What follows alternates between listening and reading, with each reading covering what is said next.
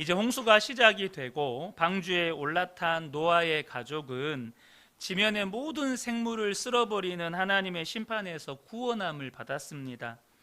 여러분, 하나님의 심판에서 구원을 받았다는 것은 얼마나 놀라운 은혜고 복인지 모릅니다. 하지만 여기에는 우리의 생각과 현실에 간극이 하나 있습니다. 무슨 말입니까? 여러분은 구원받고 천국 백성이 되었다는 것이 어떤 의미로 다가오십니까? 인생의 모든 고난과 고통, 또 아픔과 슬픔, 절망과 좌절이 끝나고 불행 끝, 행복 시작이 되었으면 참 좋겠는데, 홍수 심판에서 구원을 받은 이 노아의 가족을 기다리고 있는 것은 1년여 시간 동안의 방주 생활이었습니다. 노아의 가족이 방주 안에 머문 시간을 계산을 해보면 홍수가 시작된 날이 600세 되던 해 2월 17일입니다. 둘째 날 열일의 날이라고 이렇게 이야기를 하죠. 그리고 방주에서 나온 날이 601세 되던 해 둘째 달 21의 날 2월 27일이 되는 거죠. 그러니까 이들이 방주 안에 머무른 시간을 계산해 보면 대략 375일 정도를 방주 안에 머물렀다는 것을 우리가 알 수 있습니다. 지구상의 모든 산들이 덮일 만큼 이 불어난 물들은 150일 동안 땅에 넘쳤습니다. 그러니까 노아의 가족들은 우리가 상상할 수도 없이 불어난 이 물 위에서 마치 뒤집어질 듯이 요동을 치면서 떠도는 방주 안에서 자그마치 5개월 동안 생활을 하게 되는 겁니다. 창조과학을 연구하는 학자들에 의하면 노아 홍수 당시에 이 몰아쳤던 파도의 높이는 30m에 육박했을 거라고 이렇게 추정합니다. 그럼 30m의 파도는 그냥 해일입니다. 그리고 이제 5개월이 지난 후에 방주가 5,000m가 넘는 아라랏산에 이렇게 멈추게 되지만 이게 아라랏산에 걸린 거지 여전히 아라랏산 밑은 물이 가득해 있는 상태거든요. 그래서 물이 다 빠져서 방주에서 나올 때까지 또 7개월을 기다려야 합니다. 얼마나 여러분 이 방주 안에서의 생활이 괴로웠겠어요? 근데 문제는 뭐냐면 하나님께서 언제 방주에서 나올 것인지를 말씀해 주지를 않으셨습니다. 무엇보다 또 언제 홍수가 끝나는지 또 언제 방주가 나오게 될지를 모르는 상태에서 이 노아의 가족들은 그냥 기약 없이 방주 안에서 생활을 해야 되는 거예요. 예를 들면 야 내년 몇 월 며칠에 너희들 방주에서 나온다? 이렇게라도 말씀을 해주시면 날짜를 세지 않겠어요? 이제 한 달 남았네? 이제 보름 남았네? 그러니까 날짜가 점점 줄어들어가는 뭐 기쁨이라도 있죠. 기대감이라도 있지 않겠습니까? 근데 언제 방주에서 나올지 아무도 몰라요. 노아는 어쩌면 그 노아 이 방주 안에서 생활하면서 하나님께 그런 질문을 했을지도 몰라요. 하나님, 도대체 이 홍수는 언제 끝나는 겁니까? 여러분 30m 높이의 파도에 방주가 막 뒤집어지듯이 떠내려 가는데 그게 장장 5개월이에요. 하루 이틀도 아니고. 우리 작년에 우리 아이들 제주 캠프 다녀왔잖아요. 그 큰 배를 타고도 멀미 때문에 힘들어하는 애들이 있었거든요. 뭐 풍랑이 뭐 높이 치고 그러지도 않았어요. 그냥 이 파도에 약간 넘실하는 이 배에도 약간 멀미 때문에 힘들어하는 아이들이 있었어요.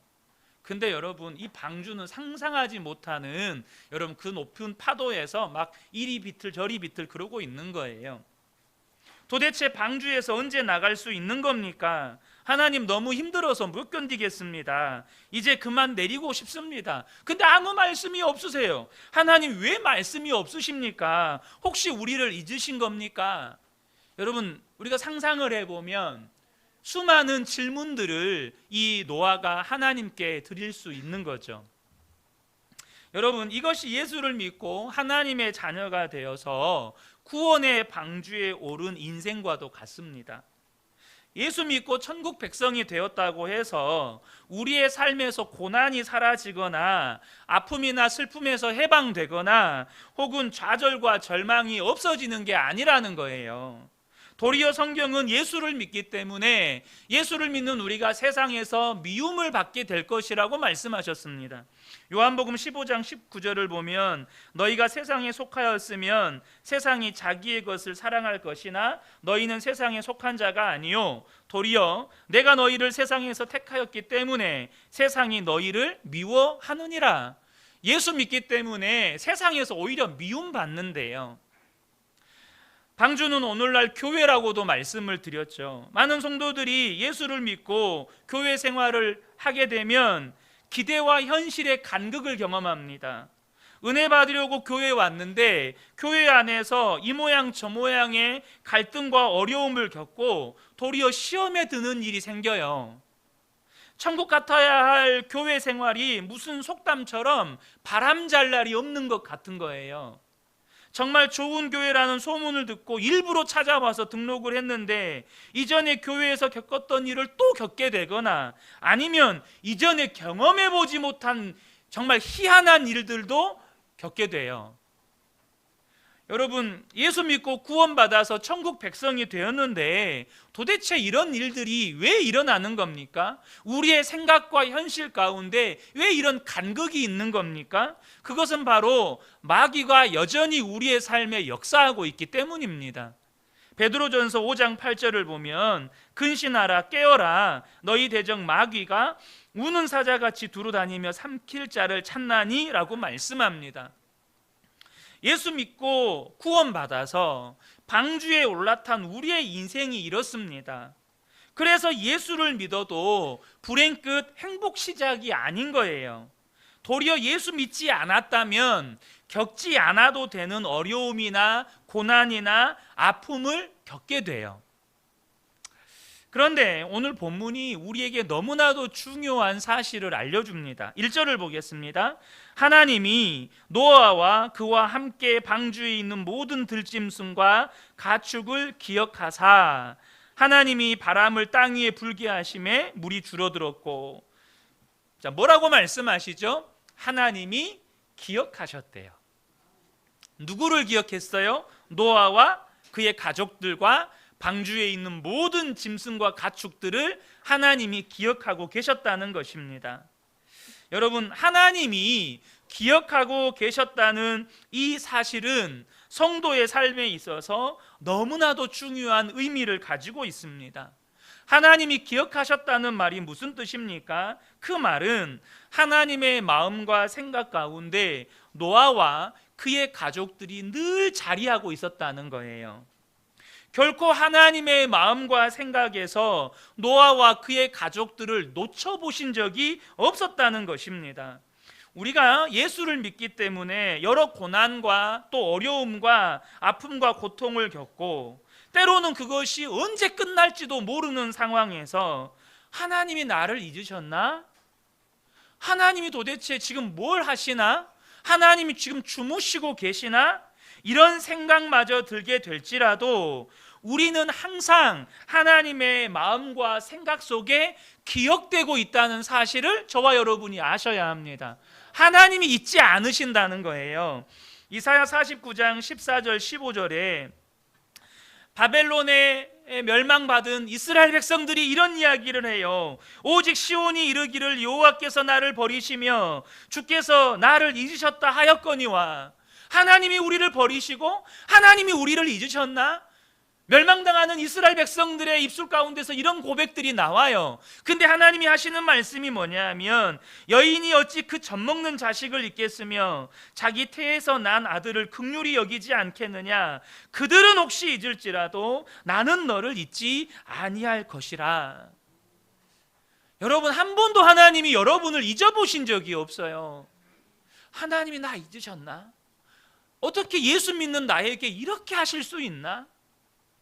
근데 여러분, 분명한 성경의 선포는 뭐냐면 하나님은 하나님의 마음과 생각 속에서 여러분을 잊어버리지 않으신다는 거예요.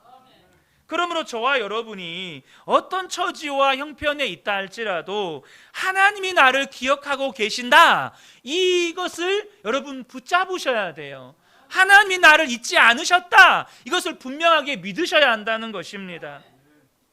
하나님이 기억하신다는 것은 1차적으로 하나님의 마음과 생각에 우리가 담겨 있는 존재다라는 뜻이지만, 한 걸음 더 나아가면 여전히 하나님과의 관계가 지속되고 있다라는 뜻입니다.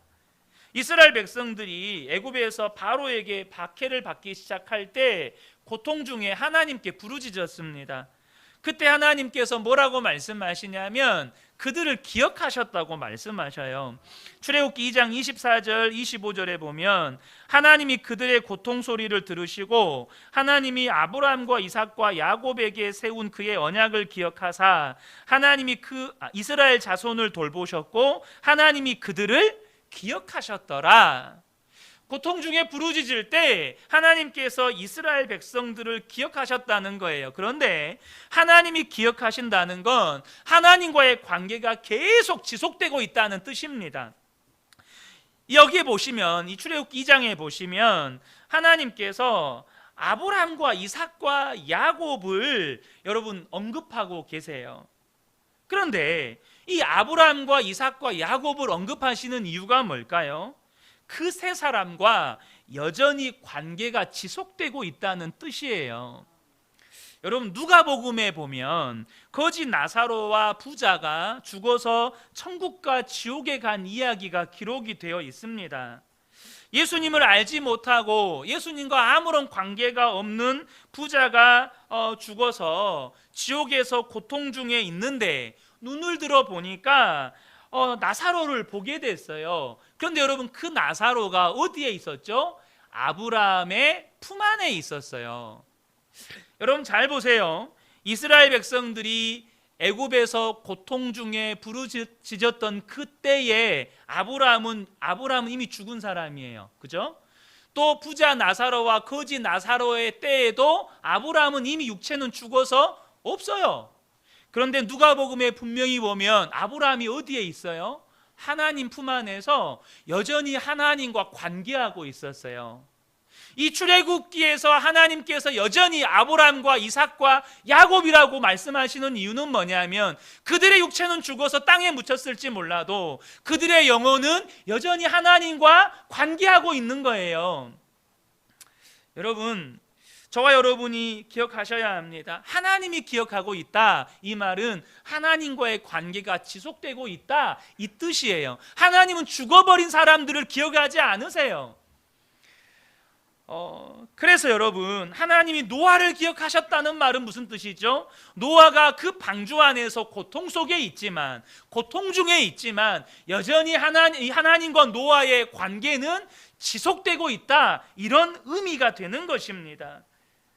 하나님이 우리를 기억하셨다는 건 여러분, 영원하신 분이 우리를 기억하셨다는 것이고, 영원하신 분이 우리를 기억하셨다는 것이 구원이고 영생이에요. 왜냐하면 영원하신 분의 기억에는 산자들만 여러분 기억하거든요. 여기서 말하는 산자가 누구죠? 구원받은 자들이에요. 이미 노아 당시에 심판받아 다 죽어 멸망된 자들을 하나님이 기억하지 않아요. 구원받은 자들을 기억하세요. 영원하신 분이 기억하고 있는 것, 영원하신 분과 계속해서 관계를 맺고 있는 것, 그것이 구원이고 영생이라는 겁니다. 여러분, 성경에서 영생을 뭐라고 말씀하시죠? 영원하신 분을 아는 것이라고 말씀하십니다. 영원하신 분과 친밀한 관계를 맺고 그 영원하신 분이 우리를 기억하고 있는 것, 그것이 구원받은 자의 삶이에요. 요한복음 17장 3절을 보면 영생은 곧 유일하신 참 하나님과 그가 보내신 자 예수 그리스도를 아는 것이니이다. 여러분, 이게 구원이라는 것입니다. 하나님이 기억하셨다는 말에는 또 다른 의미가 하나 있는데요, 그것은 하나님이 시간, 곧 적절한 타이밍, 우리말로 해석을 하면 때를 재고 계셨다는 거예요. 하나님이 때를 재고 계셨다는 겁니다. 언제 비가 내려야 하고, 언제까지 비가 내려서 멈춰야 하고, 언제 물이 줄어들어야 하고, 또 언제 노아와 그의 가족들과 짐승들을 방주에서 나오게 해야 하는지 하나님은 그 시간을, 그 때를 정확하게 재고 계셨다는 뜻이에요. 그런데 우리의 문제는 뭐냐면 하나님의 시간과 우리의 시간, 하나님의 때와 우리의 때가 대부분의 경우 잘 맞지가 않는다는 거예요. 분명히 하나님의 시간은 실수도 없고 오차도 없습니다. 빠른 경우도 없고 늦는 경우도 없어요. 하지만 우리와 타이밍이 안 맞는 것이 우리의 고통이고 우리의 어려움인 거예요. 하나님 왜 이때입니까? 하나님 언제까지 기다려야 합니까? 하나님 왜 잠잠하십니까? 왜 하나님 이 문제를 서둘러 해결해 주지 않으십니까? 우리가 원하는 시간과 때가 있다 보니까 고통 속에서 때로는 인내해야 하고, 때로는 우리의 때를 고집하면서 하나님께 이런 질문을 하게 되기도 하는 것입니다. 그러나 여러분, 분명한 건 하나님은 온전한 시간을 정확하게 재고 계시다는 거예요. 하나님은 정확한 때를 하나님이 카운트하고 계시다는 거예요. 그래서 우리가 하나님의 때를 인내하면서 기다리는 것, 하나님의 때에 복종하는 것, 그게 믿음인 거예요. 하나님의 때를 기다리고 하나님의 때를 믿음으로 복종하는 것, 그게 신앙생활인 거예요. 그런데 우리가 하나님의 때를 인내하며 기다릴 때 우리 역시 반드시 기억해야 하는 게 있어요. 다시 한번 출애굽기 2장 말씀을 보겠습니다. 하나님이 그들의 고통 소리를 들으시고 하나님이 아브라함과 이삭과 야곱에게 세운 그의 언약을 기억하사 하나님이 이스라엘 자손을 돌보셨고 하나님이 그들을 기억하셨더라. 자, 하나님께서 이스라엘 백성들의 고통 소리를 들으시고 그들을 기억하시기 전에 먼저 기억하신 게 있었어요. 그게 뭐였습니까? 아브라함과 이삭과 야곱에게 세운 언약을 먼저 기억하셨어요. 그러므로 여러분, 저와 여러분이 하나님의 때를 기다릴 때에 뭘 기억해야 된다는 말이에요? 우리 역시도 하나님이 세우신 언약을 기억해야 된다는 거예요. 하나님의 때를 기다리는 건 분명히 고통스럽고 우리가 인내해야 돼요. 힘들어요. 견디기 너무너무 힘이 듭니다. 그때 저와 여러분이 기억해야 할 게 있어요. 하나님이 먼저 기억하시는 그 하나님이 우리와 세우신 약속의 말씀을 기억해야 한다는 것입니다. 하나님의 약속의 말씀이 우리의 안에 있어야 믿음의 삶이 시작이 되는 거예요. 여러분, 신앙생활이라고 하는 건 내 생각을 붙들고 가는 게 아닙니다. 신앙생활은 하나님의 약속의 말씀을 붙들고 가는 거예요. 여러분, 왜 성경을 읽습니까? 이 성경에 하나님의 약속의 말씀이 기록되어 있기 때문입니다. 그것이 이유의 전부예요. 이것이 하나님의 약속의 말씀이기 때문에 우리가 이 성경을 읽는 겁니다. 왜 교회를 그렇게 오래 다녔는데, 왜 그렇게 신앙생활을 오래 했는데도 변화가 없습니까? 붙들고 있는 약속의 말씀이 없기 때문입니다. 하나님이 나에게 무슨 말씀을 하시는지를 못 들었고 못 읽었고, 그래서 받은 말씀이 없고 붙든 말씀이 없기 때문에 아무리 신앙생활을 오래 하고 교회를 오래 다녀도 변화가 없는 거예요. 여전히 내 생각을 붙잡고 교회 생활하는 거예요. 신앙생활이 아닙니다. 내 생각 붙잡고 하는 건 신앙생활이 아니에요. 그것은 종교생활인 거예요. 여러분, 얼마나 안타깝습니까? 그렇게 오랜 시간을 교회를 다녔는데 교회를 다니지 않는 사람과 차이가 없어요. 교회를 안 다니는 사람과 꿈도 똑같고 가치관도 똑같아요.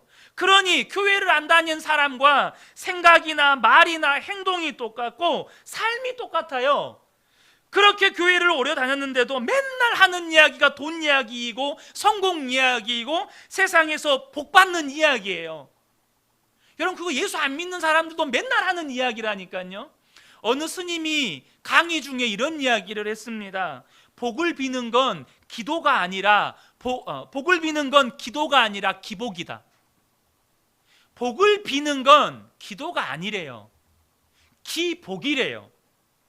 여러분, 예수를 안 믿는 스님도 기도와 기복의 차이를 구분해요. 제가 몇 주 전 금요 기도의 설교 중에 신앙과 미신의 차이를 말씀드린 적이 있습니다. 여러분, 미신은요, 내 주머니에 있는 돈 혹은 나의 헌신과 정성으로 하나님을 얼레고 달래서 내가 원하는 걸 성취하는 것이 미신이에요. 신앙은 하나님은 절대로 얼레고 달랠 수 없다는 걸 알아서 하나님이 원하는 삶을 살기 위해서 하나님 앞에서 부단히 나를 부인하는 거예요. 그래서 신앙은 뭐죠? 자기 부인이에요. 내 꿈, 내 계획, 내 열심, 내 생각을 내려놓고 주님을 따르는 게 신앙이에요. 미신은 여러분 자기 부인이 없어요. 뭐만 있어요? 자기 강화만 있어요. 내가 원하는 것을 끊임없이 하나님께 요구해요. 하나님, 이것 들어주세요, 저것 들어주세요, 나 복받게 해주세요, 성공하게 해주세요, 잘되게 해주세요, 사업 잘되게 해주세요. 끊임없이 자기 강화만 있어요. 뭐든지 내가 원하는 것, 내 욕심을 위해서 기도하죠. 그래서 너무 많은 성도들이 그렇게 오랫동안 예수를 믿으면서도 예수 믿으면 성공하고, 예수 믿으면 부자 되고, 예수 믿으면 자녀들 잘 되고, 그래서 그것이 예수를 잘 믿는 것이다, 이렇게 이야기해요. 예수 안 믿는 스님도 그게 기도가 아니고 기복이라고 말하는데, 예수 믿는 성도들이 그걸 믿음이라고 말을 해요. 얼마나 하나님이 복창이 터져요? 예수 안 믿는 스님도 그건 기도가 아니고 기복이라고 말하는데, 우리는 그게 믿음이고 예수를 잘 믿는 거래요. 여러분, 기도는요, 하나님의 약속을 붙잡고 하나님께 나아가는 겁니다. 내가 원하는 걸 붙잡고 하나님께 나아가는 게 아니고 하나님의 약속의 말씀을 붙잡고 하나님께 나가는 거예요. 하나님, 이렇게 말씀하셨는데 왜 이 말씀이 안 이루어지고 있습니까? 그게 기도가 되어야 하는 거예요. 하나님이 말씀하신 바도 없고 약속하신 바도 없는 내 욕심, 내 야망, 내 생각을 붙들고 주님께 부르짖는 건 하나님의 인격을 무시하는 거예요. 여러분, 사람도요, 어떤 사람에게 찾아가서 그 사람이 말한 바도 없고 약속한 바도 없는 것을 달라고 요구하지 않아요. 입도 뻥끗 안 했는데 돈 주세요. 약속한 바도 없는데 나 성공 좀 시켜주세요. 이런 사람이 어디 있어요? 여러분, 우리는요, 사람에게도 안 하는 짓을 하나님에게는 해요. 그것은 어찌 보면 말하지도 못하고 듣지도 못하고 움직이지도 못하는 사람이 만든 우상 앞에 비는 것처럼 하나님을 그런 우상 취급하는 거예요. 왜요? 우상도 약속 안 했잖아요. 약속해 준 게 없잖아요. 반응도 안 하잖아요. 근데 우상 앞에 복을 빌어요. 하나님이 약속하신 것도 없고 말씀하신 것도 없는데 우린 달라고 막 하나님께 요구해요. 심지어 막 금식하면서 요구해요. 자기 혼자 100일 작정을 해놓고 막 요구해요. 100일이 지나면 하나님께서 들어주실 거라고, 40일 금식이 끝나면 하나님이 들어주실 거라고. 하나님은 그런 약속을 하신 적이 없는데. 저는 우리 근혜교회 모든 성도님들이 하나님의 말씀에 사로잡히게 되시기를 축복합니다. 여러분, 성경은 하나님의 약속 모음집입니다. 그 약속 모음집에서 내게 주신 약속을 듣고 발견하고 붙드는 것이 신앙이에요. 기독교가 다른 종교와 결정적으로 다른 것은 하나님과의 지속적이고 인격적인 관계 속에서 하나님이 나에게 뭐라고 말씀하셨는가를 듣고 그걸 붙잡고 따라가는 거예요. 그래서 모세가 이렇게 기도를 해요. 출애굽기 32장 13절에 주의 종 아브람과 이삭과 이스라엘을 기억하소서. 주께서 그들을 위하여 주를 가리켜 맹세하여 이르시기를 내가 너희 자손을 하늘의 별처럼 많게 하고 내가 허락한 이 온 땅을 너희 자손에게 주어 영원한 기업이 되게 하리라 하셨나이다. 이 기도 언제 하죠? 모세가 시내산 올라갔을 때 이스라엘 백성들이 밑에서 송아지, 금송아지 우상 만들어 놓고 우상 숭배하고 난리가 났어요. 하나님께서 저들을 다 침멸해 버리겠다고 말씀하셨어요. 그때 모세가 하나님 앞에 가서 기도합니다.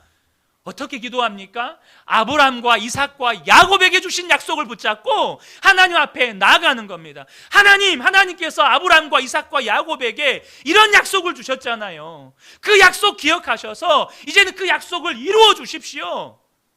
여러분, 그게 기도라는 거예요. 오늘 창세기 8장 말씀에 하나님의 약속이 있어요. 뭐가 있습니까? 하나님이 우리를 기억하신대요. 저와 여러분이 어떤 처지와 형편에 있든지 하나님은 절대 저와 여러분을 마음과 생각 속에서 잊어버리지 않으신대요.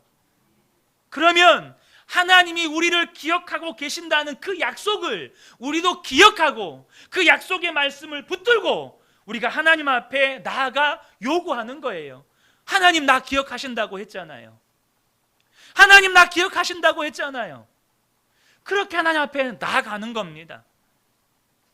그런데요, 그렇게 하나님의 약속을 기억하고 기도하는 사람들에게 무슨 일이 일어납니까? 하나님께서 성령을 보내주세요. 오늘 본문에는 바람이 불었다고 말씀을 하고 있습니다. 1절을 다시 한번 보겠습니다. 하나님이 노아와 그와 함께 방주에 있는 모든 들짐승과 가축을 기억하사 하나님이 바람을 땅 위에 불게 하심에 물이 줄어들었고, 물론 여러분, 이 기억하사와 하나님이 바람을 땅 위에 불게 하셨다는 그 사건 사이에는 방금 제가 앞서 말씀드렸던 그 수많은 이야기가 노아와 하나님 사이에 있는 거예요. 하나님 앞에 노아가 부르짖는 거죠. 그 방주 속에서 하나님 앞에 간절히 기도하는 거죠. 그리고 하나님의 때가 되니까 하나님께서 무슨 일을 행하셔요? 바람을 불게 하세요. 어떤 바람일까요? 여러분, 기억하십시오. 말씀을 붙드는 사람에겐 반드시 바람이 불기 시작해요. 성경에는 바람이 부는 기사들이 여러 곳에 기록이 되어 있는데 그 바람은 다 하나님의 역사를 일으키는 바람들이었어요. 예를 들면 오늘 본문에도 이 지금 150일 동안 가득해 있는 그 물을 마르게 하는 바람이 불죠. 출애굽한 이스라엘 백성들이 그 앞을 홍해가 가로막고 있을 때 하나님께서 그 홍해를 어떻게 가르십니까? 바람이 불게 하셔서 그 홍해를 가르십니다.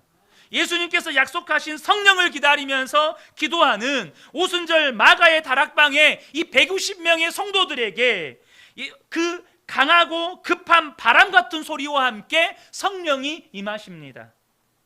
바로 하나님의 역사를 일으키는 것을 의미할 때 성경에는 곳곳에 이 바람이 불었다라고 기록이 되고 있어요. 사랑하는 성도 여러분, 지금 여러분의 인생에 앞길이 보이지 않는다면 약속의 말씀을 기억하세요. 하나님은 길을 내시는 하나님이십니다.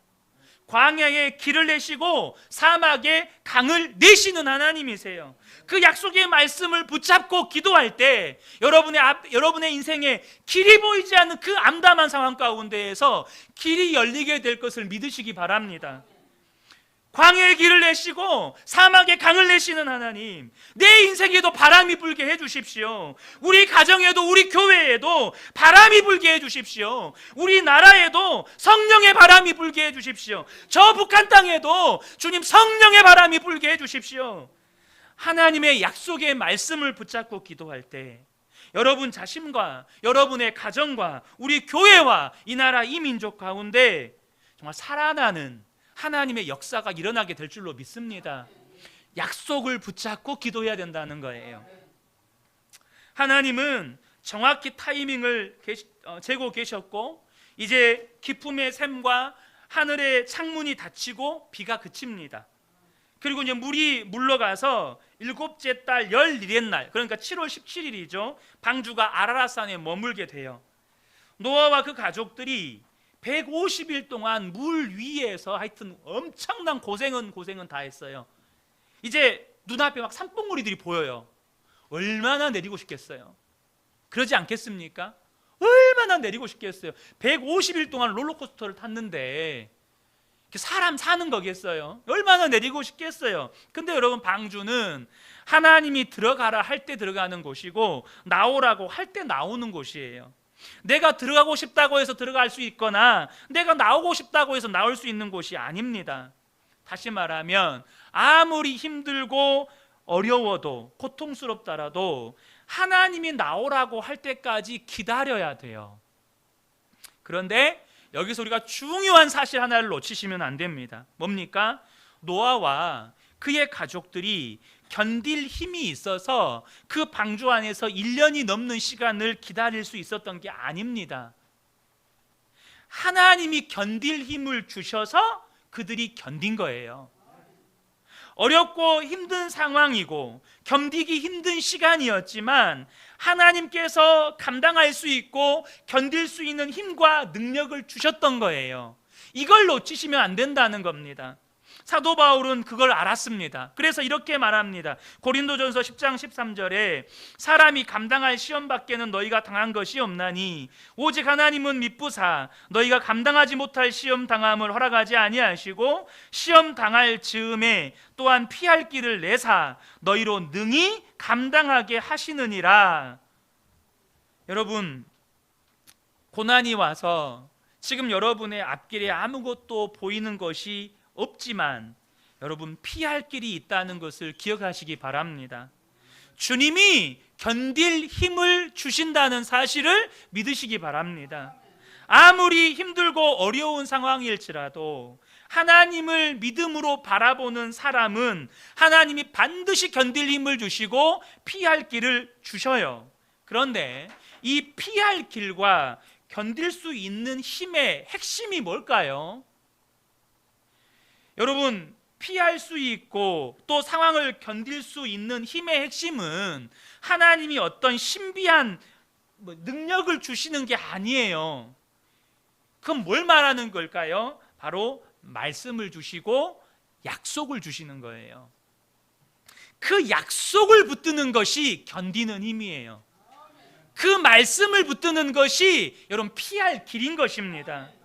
상황이 비록 바뀌지 않고 어려움은 더욱 가중되더라도 하나님의 약속의 말씀을 붙드는 사람이 견디게 되고 길을 피하게 되는 거예요. 여러분, 이걸 놓치시면 안 돼요. 하나님 갑자기 하늘에서 막 불을 내려서 내 앞에 있는 문제를 다 태워버린다거나 하나님 갑자기 무슨 초자연적인 슈퍼맨 같은 힘을 주셔서 내 앞에 있는 바위를 막 휘딱 던지게 하시거나 절대 이렇게 안 하셔요. 말씀을 주시고 그 말씀을 붙드는 자에게 견디게 하시고 피하게 하시는 거예요. 하나님이 저를 목사로 부르실 때 주신 약속의 말씀이 있습니다.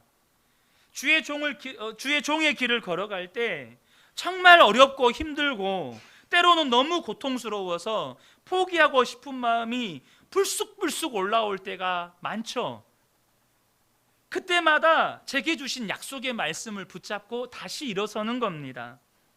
문득 제 목회 여정 중에 제가 기록해 두었던 말씀 기도 한 편이 설교를 준비하는데 생각이 났어요. 2020년 2월 13일 목요일입니다. 그날은 특별히 제가 제목까지도 붙여놨어요. 제가 이때 예수 동행일기를 쓰던 때가 아니거든요.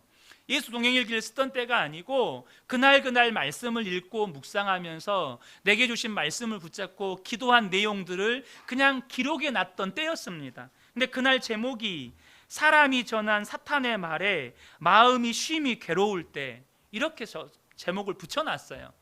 유일하게 이것만 제목이 이렇게 붙어 있어요. 그날 읽었던 말씀이 열왕기 하 말씀입니다. 하나님, 사탄이 주님이 세우신 교회, 주님이 피로 값주고 세우신 교회, 주님의 영광스러운 교회로 나타날 저희 가정과 그 은혜교회를 향하여 던진 말들을 들으셨지요. 우리 가족이 너무 결속되어서 그것이 깨지지 않는 이상 새 가족들을 품을 수 없답니다. 저희 가족의 결속력이 깨지지 않으면 우리 교회에 새 가족이 못 온다는 말로 들립니다. 하나님, 정말 그렇습니까? 저희 가족들끼리만 똘똘 뭉쳐서 주님이 보내주신 영혼들을 수용하지 못하고 있는 것입니까? 사탄의 말인 것을 알지만 참 많이 괴롭습니다. 하나님, 귀를 기울여 사탄이 하나님을 비방하고 종과 종의 가정과 주께서 세우신 교회를 무너뜨리려 던지는 말을 들으소서. 종과 종의 가정과 교회를 구원하소서. 그리하여 우리 주 예수 그리스도가 우리의 구원자임을 알게 하소서. 열왕기하 19장 29절에서 34절의 말씀입니다. 또 내게 보일 징조가 이러하니 너희가 금년에는 스스로 자라난 것을 먹고 내년에는 그것에서 난 것을 먹되 제3년에는 심고 거두며 포도원을 심고 그 열매를 먹으리라. 유다 족속 중에서 피하고 남은 자는 다시 아래로 뿌리를 내리고 위로 열매를 맺을지라. 남은 자는 예루살렘에서부터 나올 것이요 피하는 자는 시온 산에서부터 나오리니 여호와의 열심히 이 일을 이루리라 하셨나이다 하니라. 그러므로 여호와께서 아수르 왕을 가리켜 이르시기를 그가 이 성에 이르지 못하며 이리로 화살을 쏘지 못하며 방패를 성을 향하여 세우지 못하며 치려고 토성을 쌓지도 못하고 오던 길로 돌아가고 이 성에 이르지 못하리라 하셨으니 이는 여호와의 말씀이니라. 내가 나와 나의 종 다윗을 위하여 이 성을 보호하여 구원하리라 하셨나이다 하였더라.